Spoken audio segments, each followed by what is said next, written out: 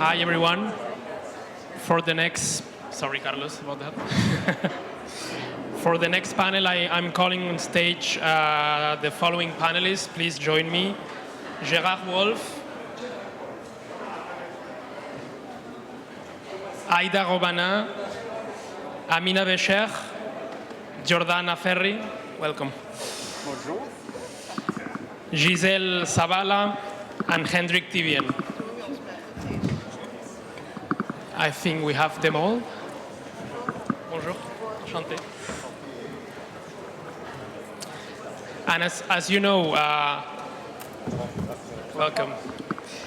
This second stakeholders roundtable will deal with mixed use and economy related to how do we embrace proximity, not only as an urban planning principle, but something that we've heard throughout the morning, and also with this first roundtable, which is as a political imperative, as a political principle when we design public policies, and we design also which political priorities can be implemented to benefit the quality of life of our communities and our neighborhoods.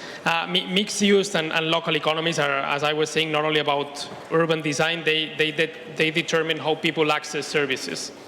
So it's housing, it's mobility, it's education, it's livelihoods, it's commerce, and it's what makes their lives and their everyday lives fairer or less equal.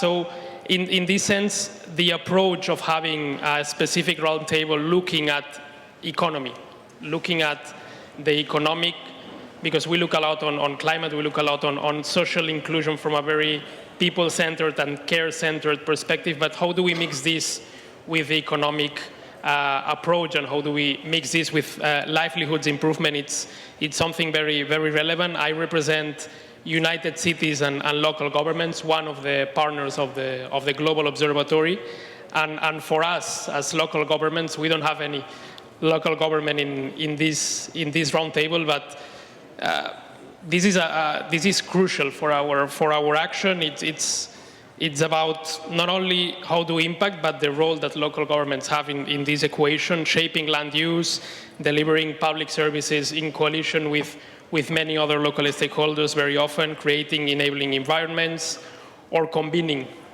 partners from civil society, from academia, and I think this roundtable will allow us to take very different approaches that are complementary.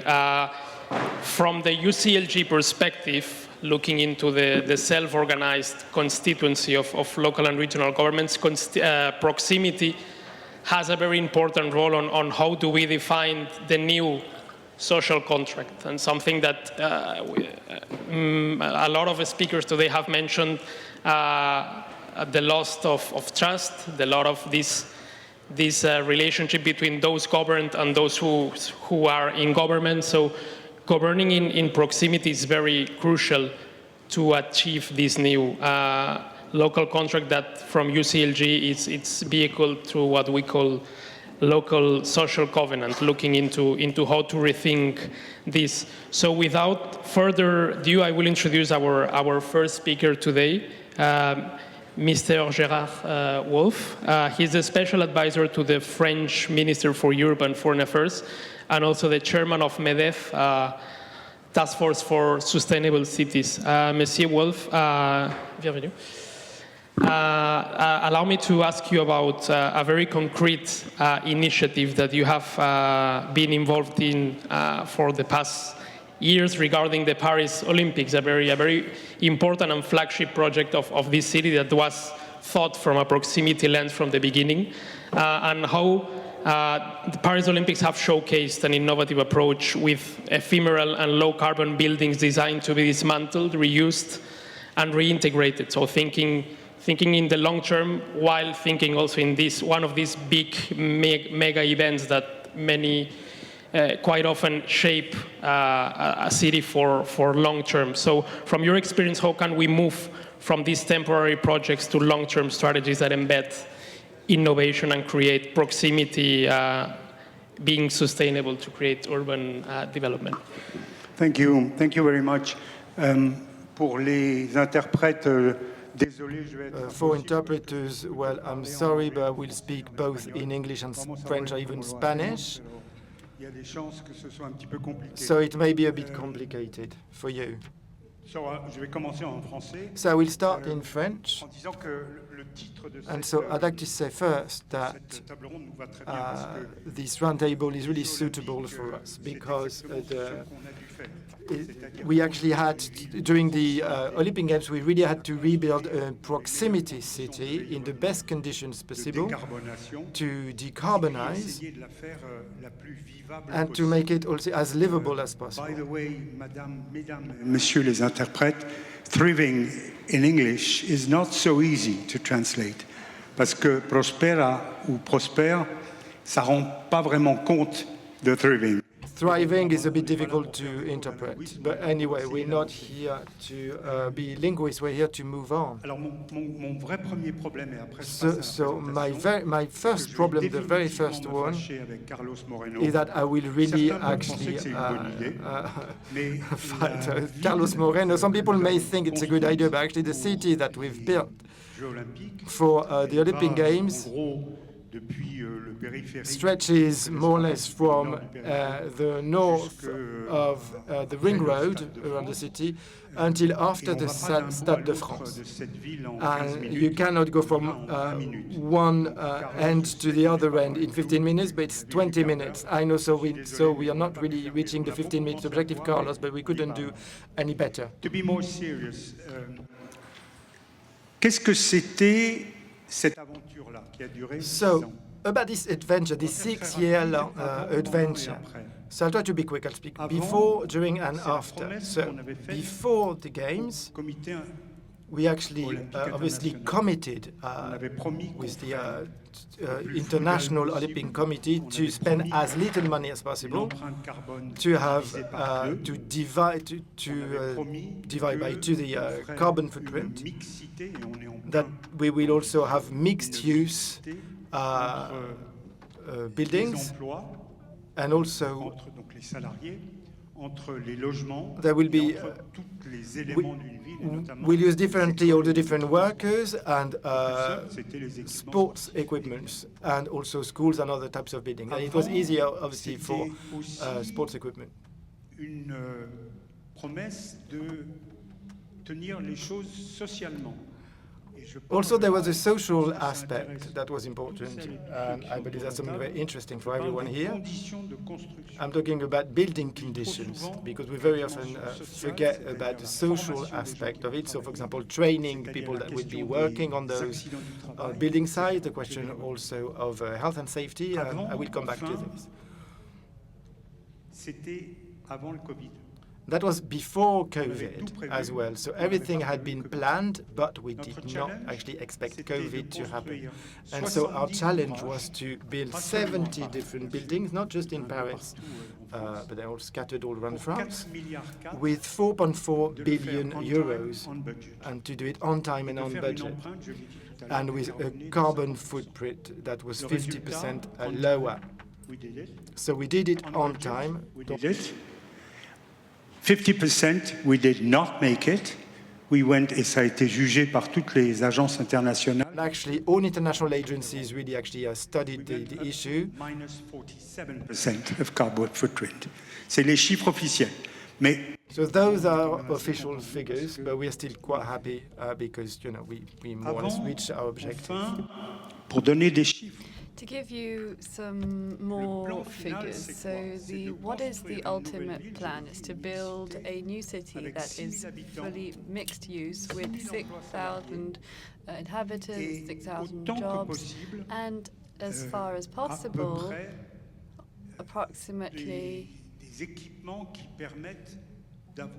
or rather, to have the equipment necessary to make a city work. I've already mentioned hospitals, but over 52 hectares, which is not a very big surface area. Now, did we achieve this?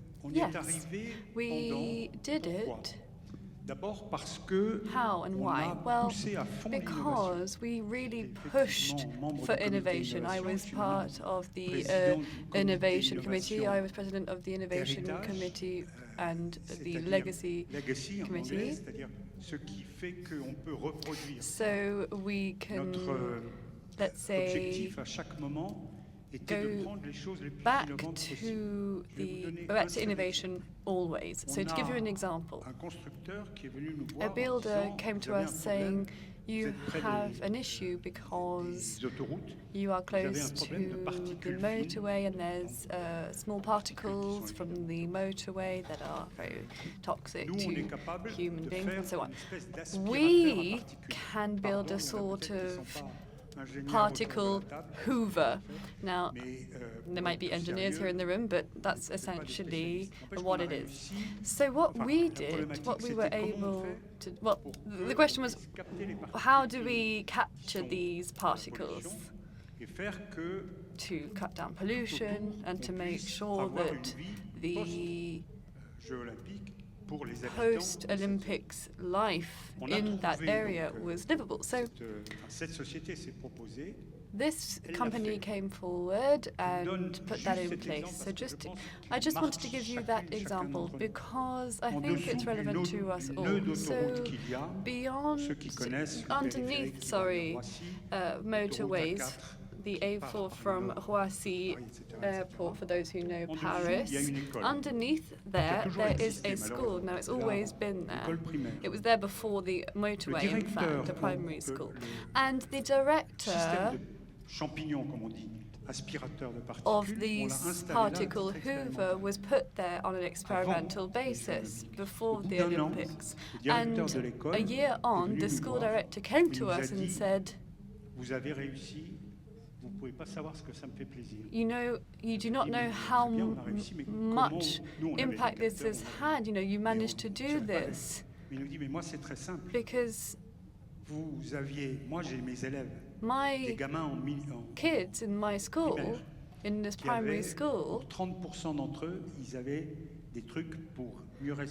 30% of them had breathing equipment to help them breathe. And they no longer need that, so that's very important. So I won't go into further detail, but you can see how much an impact it can have. So our innovation committee was there and was active on that example, but on many others as well. And I say this for the academics, for representatives of local governments that are here as well.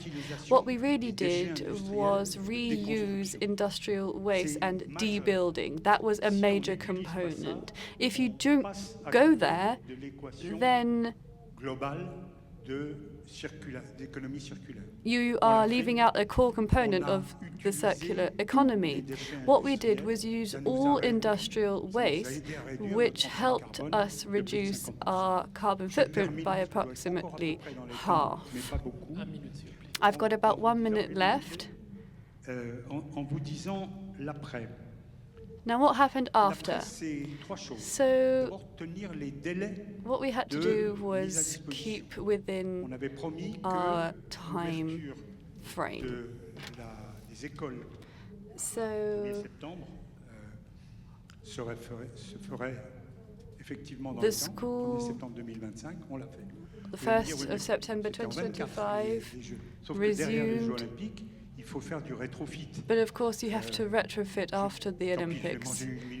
I'm going to go on for an extra minute, but I think it's interesting for everyone to know that within the Olympic Village, it is banned to have kitchens. So in the 15 buildings, there were no kitchens because the Olympic Charter, so going back to Greece, said that all athletes were to eat together. So what did we do? We built buildings and all the conduits, electricity, water, and so on, but no kitchens. So when we retrofit the building, we had to add them in. So of course, the schools had to be fitted with kitchens and so on. So we really pushed for innovation, and what my main conclusion would be is that all those that want to go into proximity management, I would urge you to not only be on time, but to also have regular information sessions with all the stakeholders. Not only the association, not only etc., but also with the people in charge of building the thing or transforming the other thing. This is the way we proceed, et je crois qu'on a à peu près réussi. Je suis à votre disposition aujourd'hui. And I remain at your disposal for any questions that you may have, or on social media as well, if you have any questions. Merci beaucoup. And I would collect the idea that framed your intervention of how do we build a ville de proximité, because we speak a lot about the concepts, the principles, but how do we make it happen, and what's the mission behind it, and how do we create smaller missions to make it an actionable project. So I think that it was a very good example, and thank you for that. I will go now to our next two panelists that will present together, and I must say that you will have to split your time. We have with us Aïda Robana, who is the UN Habitat's country program manager in Tunisia, also covering Algeria and Libya.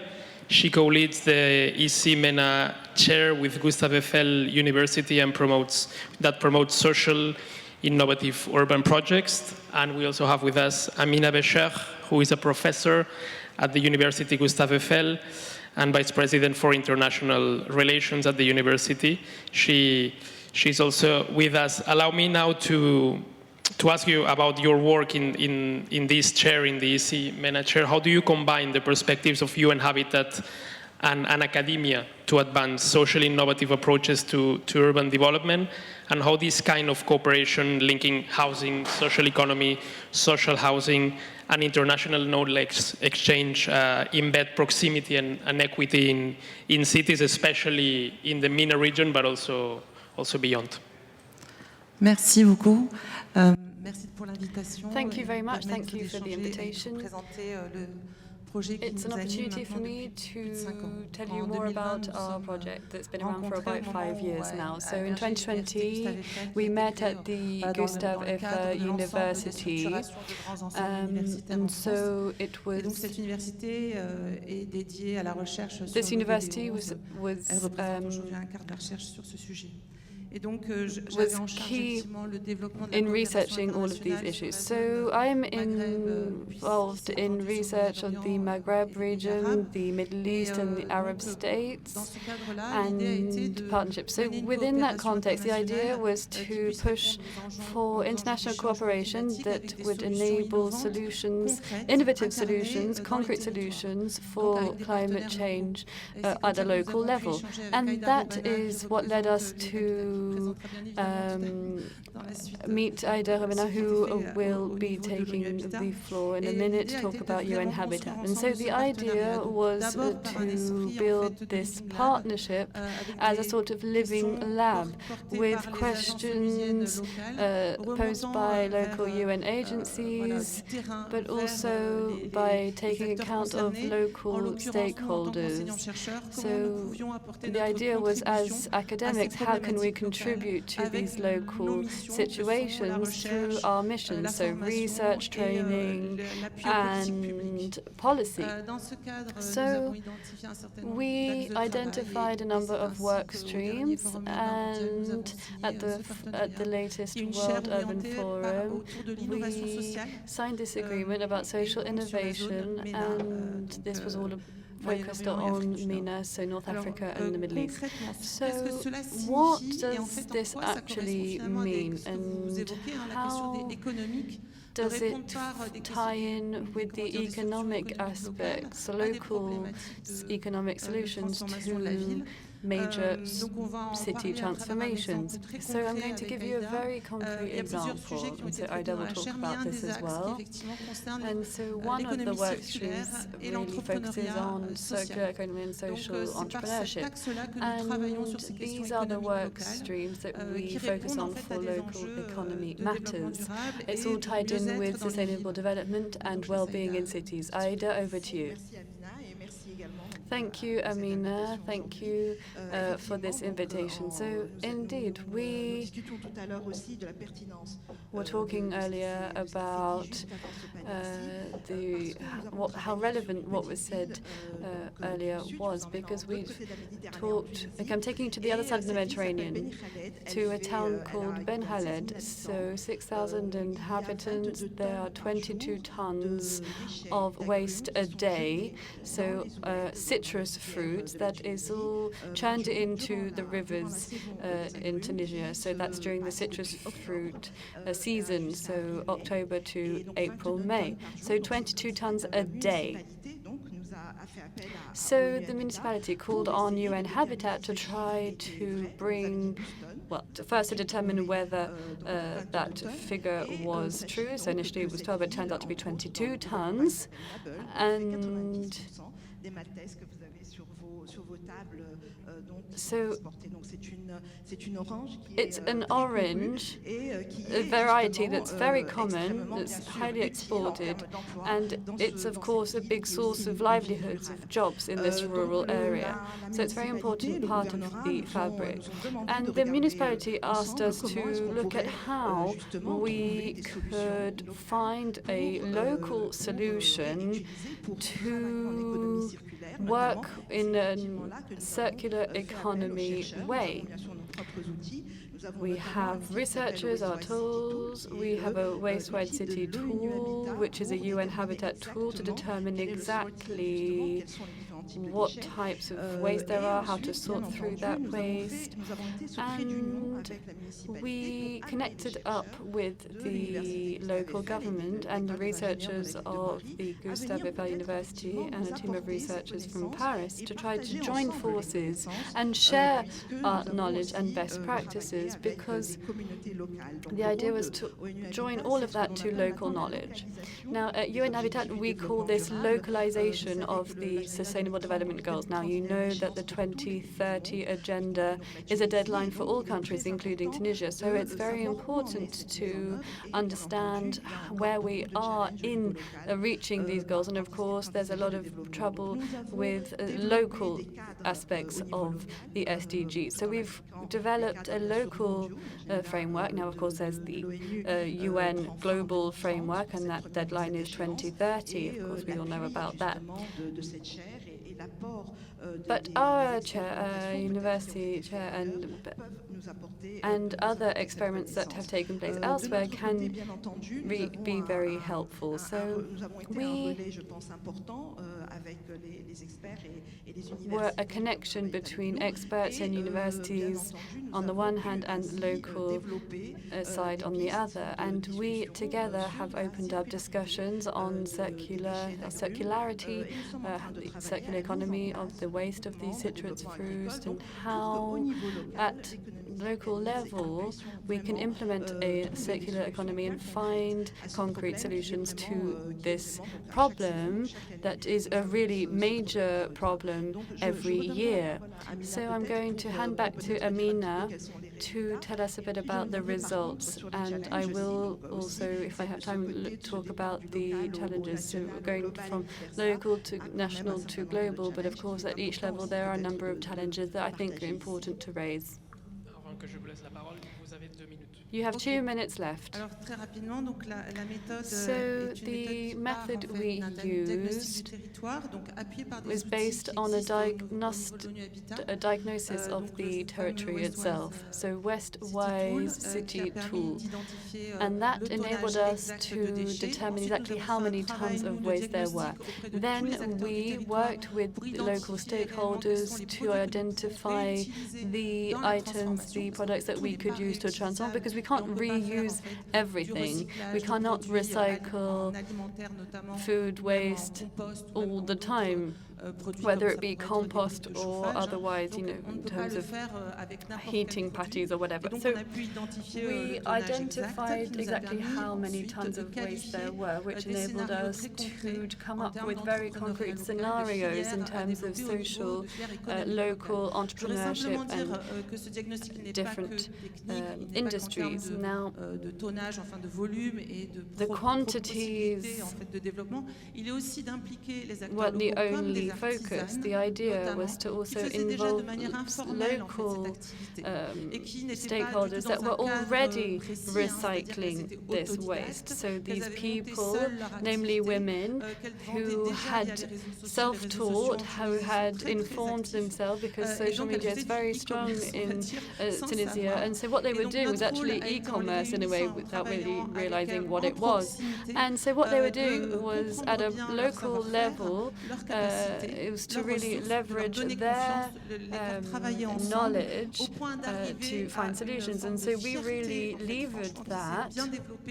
And that also led to a sense of pride and of attributing value to this resource that they had. 50 species of citrus fruits were being grown in the region, which is not only agricultural heritage, but also cultural heritage that was worth showcasing. And I think that it was the pride that actually led them to come together, to organize, and to led to the creation of an association. So it's a type of local agricultural collective, a collective entrepreneurship sort of enterprise.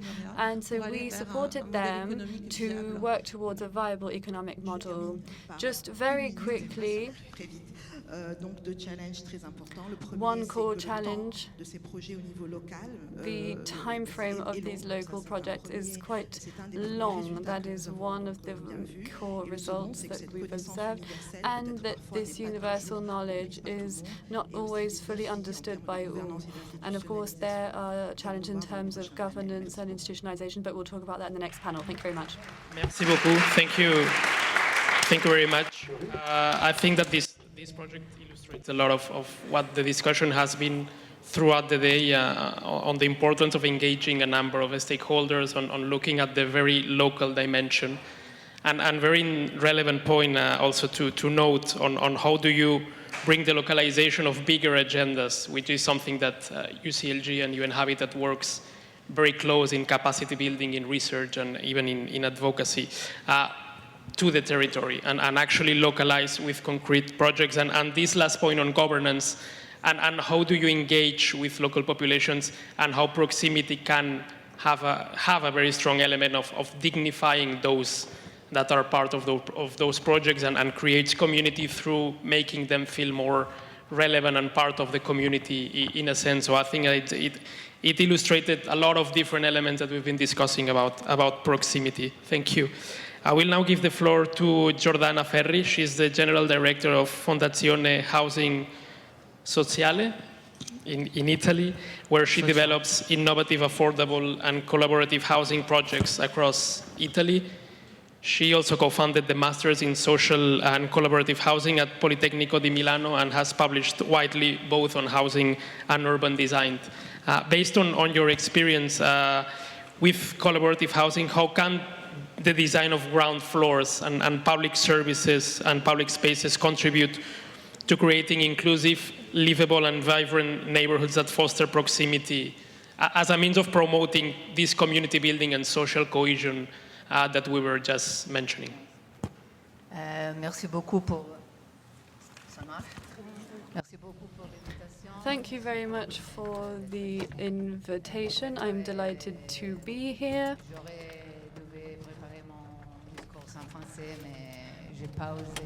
I should have maybe prepared it in French. Maybe I'll do that for next time.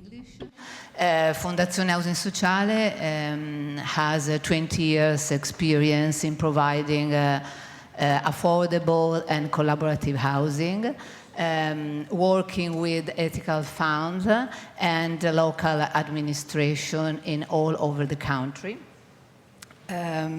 We have developed 1,000 collaborative housing units in Italy, rental apartment with common spaces and shared services managed by tenants. Affordable housing is the core of our mission, but we have learned that if we want people to live well in their cities, there is more that can be done. It is not only about providing apartments to those who need them. It is also about promoting a new culture of living based on collaboration and proximity. In all our projects, we try to go beyond the single home, creating spaces and occasions for people to meet, to organize themselves, and to improve the quality of life in the neighborhood. I would like to share some reflection on the relationship between social and collaborative housing and the idea of the 15-minute city. The connection between city and the home is very strong. Cities are largely made by housing, spread differently between the center and the outskirts. The variety and density of housing define the character of each area and make us perceive it as central or peripheral beyond its geographic position. Housing is one of the most critical issues in urban development. The more attractive and lively a city becomes, the less accessible housing is for people with middle and low income. When the city loses this group, a vicious circle starts. The city becomes a victim of its own success, with greater inequality and, in the long run, less vitality. Even central area is not immune. After gentrification, they can suffer another kind of decline. The most expensive district, where economy and business are concentrated, often become inhospitable during many hours of the day and sometimes unsafe. So social housing, and especially collaborative housing, is essential for healthy development of city. The 15-minute city or city of proximity is one answer in this direction.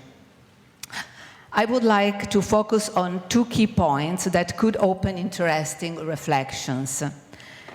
They come from three programs that we are experimenting with in our project. First, that we call Adaptive Zone, and second, that we call Commerce on Demand. Adaptive Zone.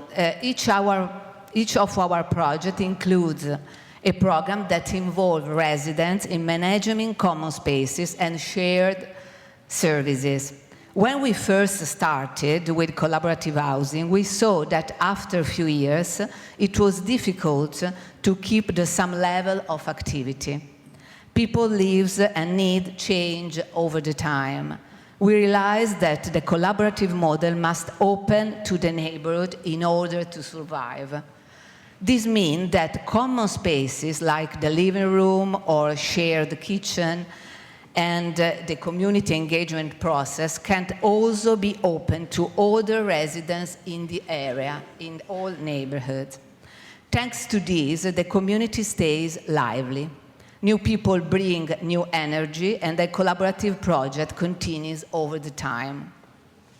We are testing this model, which we call Adaptive Zone, in some projects in Milan. The idea is that the collaborative project can grow into a plan for a whole neighborhood. In this way, social housing can become a neighborhood hub. It can share spaces and tools not only with the residents of social housing, but also with the other citizens, local organizations, both profit and no profit.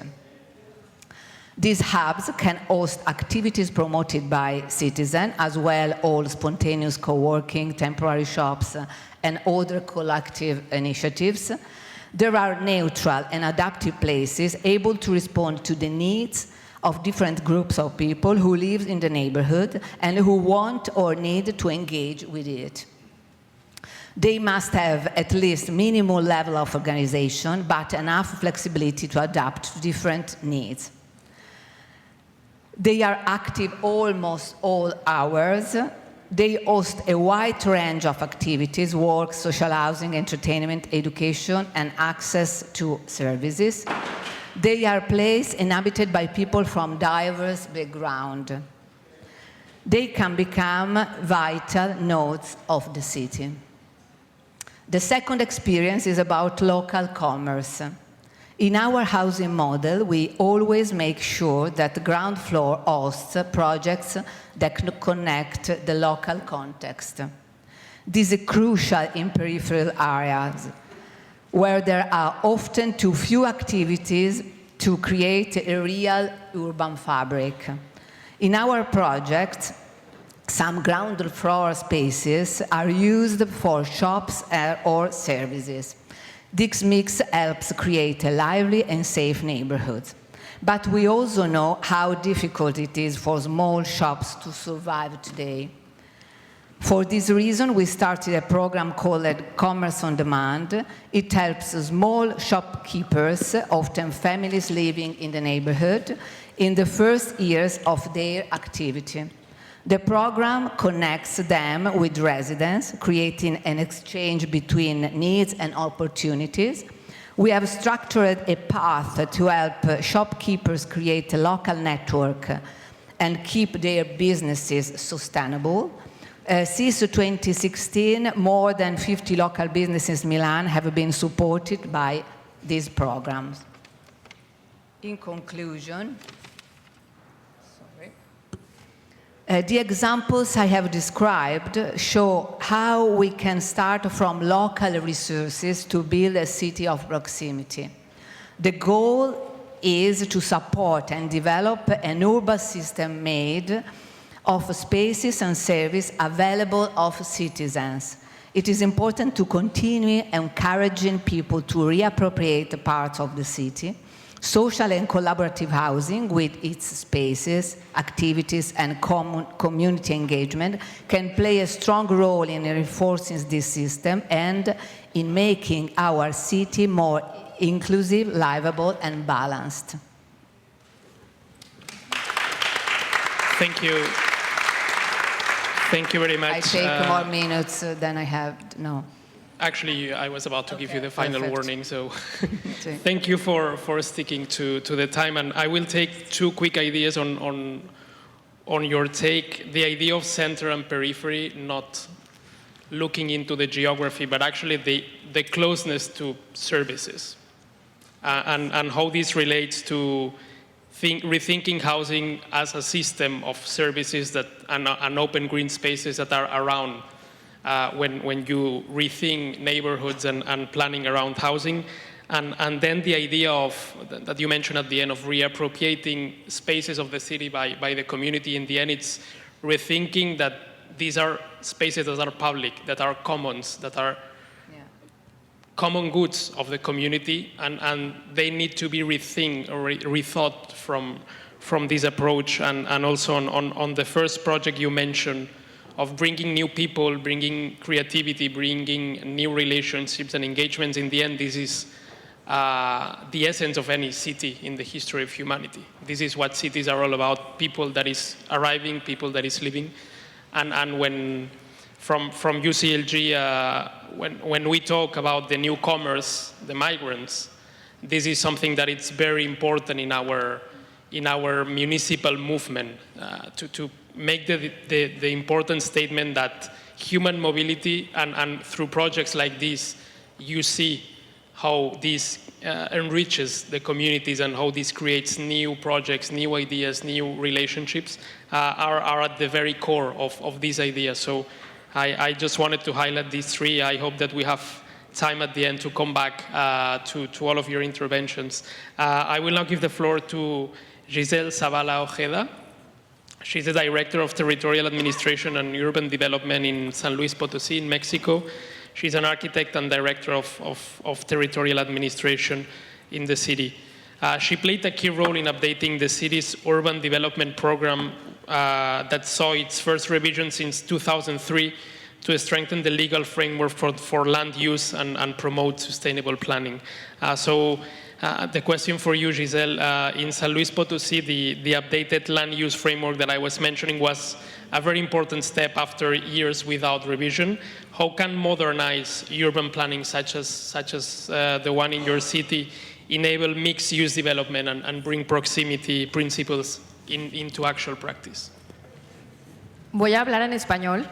I'm going to be speaking in Spanish. A mis colegas que están aquí enfrente. Y yo creo que So I believe that the question you've got, well, I will reply to the question you've asked, but first I would like to thank you in the name of our mayor, who is the president of the St. Luis Potosí municipality as well. It's called Enrique Galindo Caballos. And so I will tell you what we are doing in our city, but first I would like to explain what our city is like, to have a general idea about it. So it's a city that is the center of Mexico. We are 5 hours away from the biggest city of the country, so Mexico, Monterrey, and Guadalajara. And so this really helped us to, well, strengthen ourselves as an industrial city. We cover quite a wide area, and there's lots of underused industrial space as well. There's also one of the main Mexican motorway, motorway with 57, that is also crossing our city, and that leads all the way to the United States. And we're also a city for the automotive industry. For example, we have BMW or MG and Ford as well, which built factories in our city. And I'm telling you this because when those industries actually opened their factories, there was a real demographic explosion. And when we could see the disaster of a city that is built without any urban planning. And then the last time that we had an urban plan, it was in 2003, but in 2015, there was this explosion, and our city, which was first horizontal, started to actually build vertically. And this verticality kept increasing. And so we had to find places also to open new shops, new retail spaces for the new inhabitants. And this really had a strong impact on the way we offered also our public services in the city. And administrations, actually, before going to start doing the urban plan, they started to think about what city they wanted to offer to the city dwellers. And that's why we started to develop an urban planning development plan with some specific strategies. For example, we wanted to develop mixed use. And because we had a very horizontal city, there was very different uses from one place to the next. For example, there was an industrial area, there was a residential area, and we had a very American urban plan in a way that was very much centered around the use of car. And so when we started to do our urban planning, we thought that we needed to change this. We have more local rental spaces for the residents. We're starting to change the use of land, ensuring that in a 500-meter radius there are retail spaces, but not just food shops, but also, for example, a greengrocer, but also maybe a hairdresser, for example, and all these type of services. And you know, in our country, in a country like Mexico, shops are mostly informal, or there's more informality. So we wanted to develop retail and make them more formal, so they would be more sustainable and they would have a legal basis. And so we decided to work on the idea of a more compact city, because, as I said, we first had this American image of the city that was very much sprawling. And so what we have is we have an historical center, and we have 5 boroughs all around this center, and with a peripheral zone where you had a different public administration, schools, hospitals. Everything was on the periphery of the city. So we did everything we could to build everything on this periphery. And so, for example, the urban plan did not always allow to build enough houses on the periphery because of those services. So we had to find ways to, for example, to ensure that people, more houses could be built if it was also social housing, or if it was equipped for disabled, for example. And it's a city that is the same. It's a problem that is the same in many cities from South America, where promoters do whatever they want, and we had to regulate this market. And so when the mayor, Enrique Galindo, was elected, he worked on this to try to solve everything that was not working in our urban network. And so he had to harmonize, for example, the different politics. And we have now a whole series of laws for construction permits that date back to 1984. So all those laws were totally out of date. So the mayor created a new department, the one I'm working for, which is the Department for Urban Regulation. And we wondered how we can then, what we can do and move on with urban development, but doing it in a different way. And I'll give you an example. In St. Louis Potosí, if you want to open a new restaurant that offers beer and which is more than 200 square meters, you needed to have 500 square meters parking area. So you need in total 750 square meters to open your restaurant, which was totally absurd. So we had to resolve this kind of issues because we were asking too much, like parking. Every time a shop opened, actually, they needed to have also parking spaces. So with our harmonization, with the way we actually reorganize things, we reorganize the way we offer parking spaces. I mean, obviously, our city is still based very much around cars. However, we took the first step to actually turn this around. And we're also trying to develop the transportation system, because if you want to have a proximity retail area, if you want biking lanes, if you want public transport, then you can't have also parking spaces. You need places where you can actually park your bike. So everything had to be overhauled, basically. And so we worked with all the administrative services to find solutions for all this. And also something that I wanted to add is that in Mexico, there are municipal programs. There's a specific one in our city. And it's also a partial program that is applied to different sectors. And so we decided, for example, to renovate the historical center. And if you go to St. Louis Potosí, I really urge you to visit the old city center, which is really beautiful, that we've just renovated. There's more mixed use for the different buildings. So now the city center is opened, it's accessible by bike, for example. There's also more pavement. And the idea is to try to include people, to integrate people in this city center. We've also improved access for people suffering from disability.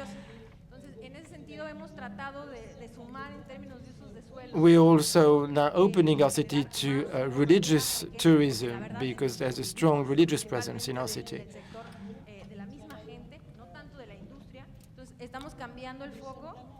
So we are really trying to change the mindsets, and we're moving forward step by step. Thank you very much. Thank you very much. And I think you touched a very relevant point that to some extent answered some of the interventions on the importance of governance, the importance of political leadership and political will, and the importance of establishing norms and frameworks that will allow for this kind of transformation to take place, and think of it from a proximity perspective. So from a... ¿Puedo hacer un último comentario pequeño? Rapidito. So I was saying as well that we have the 1994 building law, which has recently been updated to increase proximity.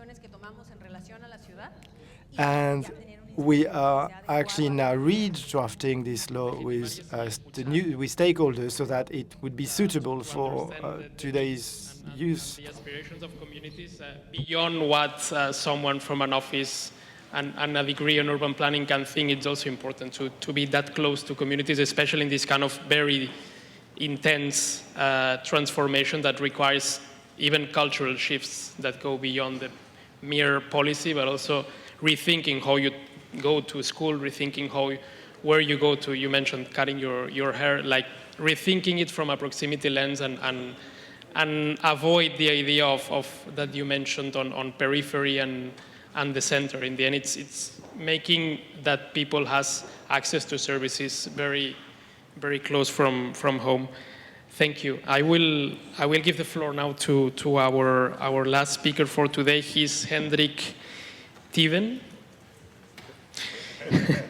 Correct. He's a professor and an associate director of the Chinese University of Hong Kong in China. He's an architect as well, and he founded the Masters in Urban Design co-curated Transformative Hong Kong at the Venice Biennale in 2023. His research focuses on inclusive design and new housing development. So for you, Hendrik, Hong Kong's tradition of dense planning and public housing offers lessons for accessibility and mixed use, but a lot of challenges as well remain at this periphery that we were referring earlier. How can proximity frameworks be expanded to new developments, new areas, and new even villages connecting the urban-rural divide as well to create more balanced urban growth? Yeah, thanks very much. Thanks very much for the invitation. It's fantastic to be here. I spent the last 19 years more on the other side of the world, but I can learn a lot from all of you. So when we talk about urban proximity, I would say that if you look at cities in Southeast Asia or also including Hong Kong, they actually, I mean, it's a given in a way, right? So I would say if you have been to central areas of Hong Kong, maybe you could even say it's not a 15-minute city, but sometimes even a 5-minute city, right? So that has this incredible density, but also mixed use, has led to, because this panel is also about economy, right, to a very, very, very vibrant economy. Even being one of the most important financial places and so on, right? It comes, of course, with a lot of challenges, as we can imagine. We heard about the aims for Barcelona, I think, how much public space we have in Hong Kong, in most areas, below 2 square meters per person, so it's quite... And of course, the other topic that we had basically through the whole morning, the question of housing affordability, you know, because even though we love dense cities, maybe as urbanists and so on, but then often they come often also with unaffordability. Now, this was, of course, also reflected in Hong Kong, and I think one thing I find interesting in the context of such events is maybe to see while in the Western discourse, particularly US, but also in many places in Europe, we basically built like big public housing areas and so on up to the 70s probably, and then we felt like that's the wrong way to go and abandoned those ideas in many places, and there are good reasons for that, and unfortunately often many of those areas also were relatively unsuccessful. In our part of the world, particularly in Hong Kong, similar to Singapore, is quite different because those in the 1970s started actually one of the biggest public housing project, a kind of 10-year project that, in my view, was quite successful. It was built to kind of modernist standards to a certain degree, and even though Jan Gehl is no more here, but I would say it really depends like how exactly it's done and how it's managed, because some of those new towns, not only housing estates, but new towns, were actually pretty successful, and because of proximity, because of density and mixed use. Interestingly, some of those areas, I would say that actually many people love to live in those areas. We have also other areas, particularly those that were not planned maybe in the 70s, 80s, but more at the end of before the millennium, around the millennium, where sometimes it was more like the usual way of building housing, where it's almost like disempowerment by design, where basically things are kind of taken apart, only this year, right? Now, the current reality is like basically around 40% live in public housing, And I think that the reason why overall, even though these buildings might not be pretty and so on, but overall, I would still say that compared to experience that we had also maybe in Europe, it's overall a success story to a certain degree. And mainly it's probably related to the design of the public spaces, the management of the public space, and the provision of public facilities.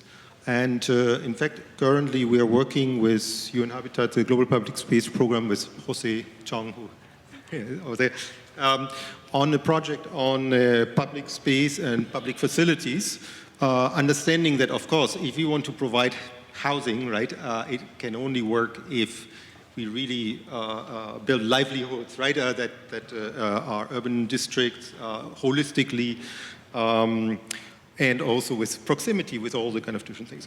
In those earlier examples, we find many cases where, for example, public education, public markets, fantastic public transport system were included and actually work quite well.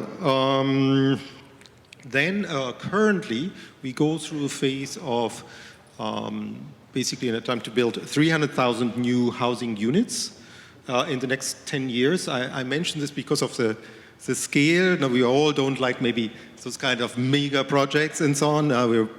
As a European, we're quite dubious about this. On the other hand, we see the scale of the problem of housing here, where we just discussed this also at University of Lisbon in another conference and so on. We're proudly maybe say like, oh, we can produce maybe 10,000 units or something like this. But probably it's seeing the nature of the question or the challenge, it's maybe not yet enough, right?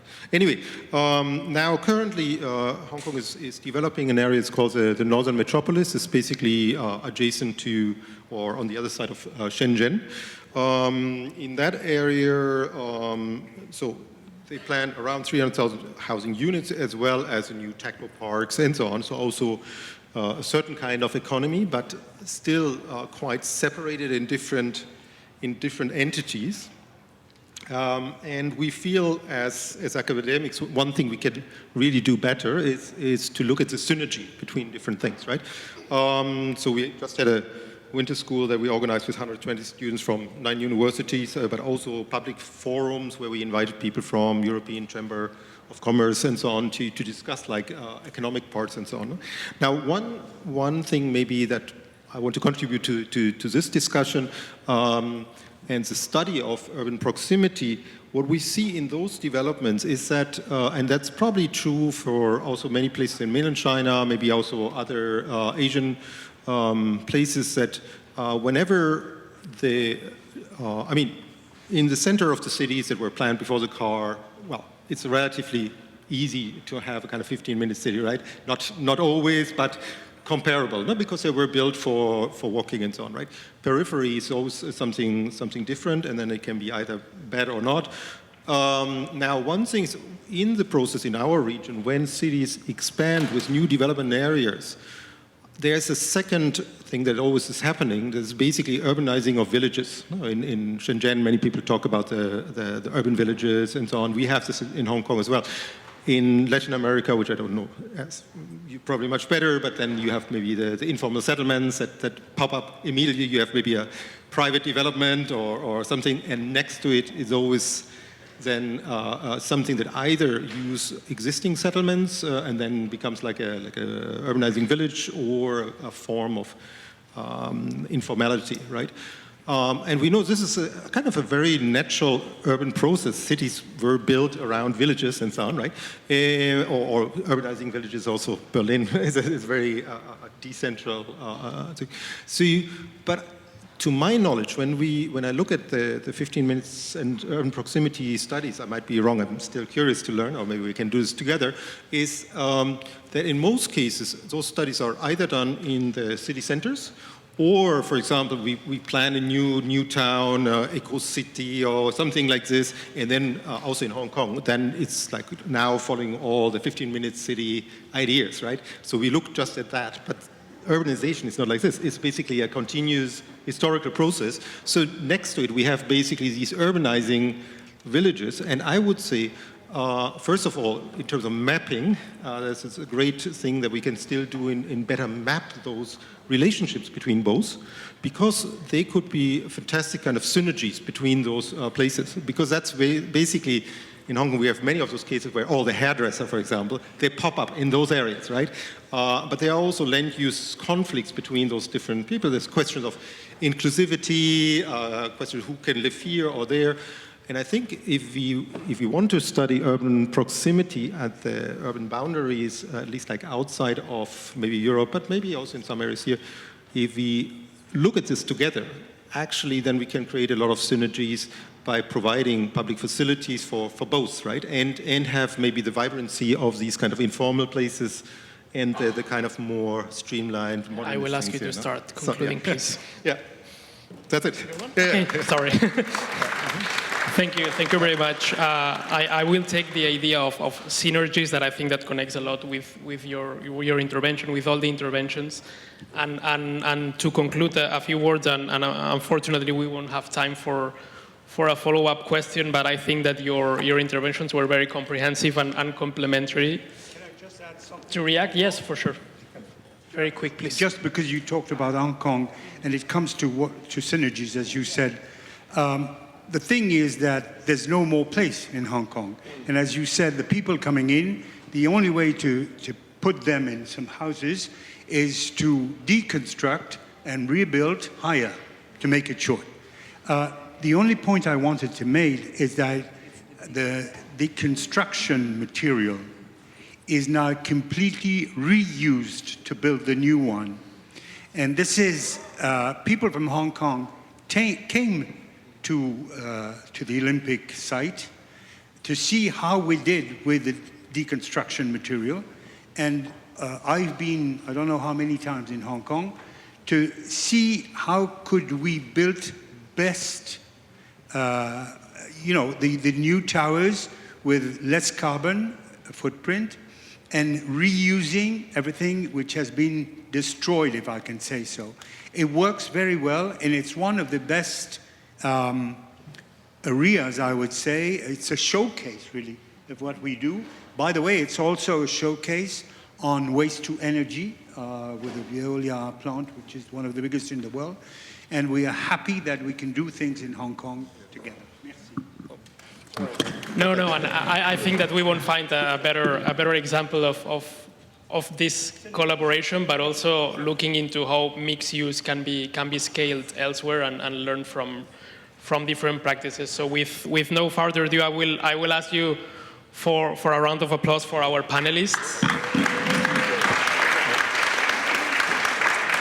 And I think we're ready to move to the next panel now. Allow me to introduce our next moderator. She's Michelle Thompson. She's right here with us. She's a professor at the University of New Orleans, College of Liberal Arts and Education, Division of Planning and Public Affairs. Michelle, the floor is all yours.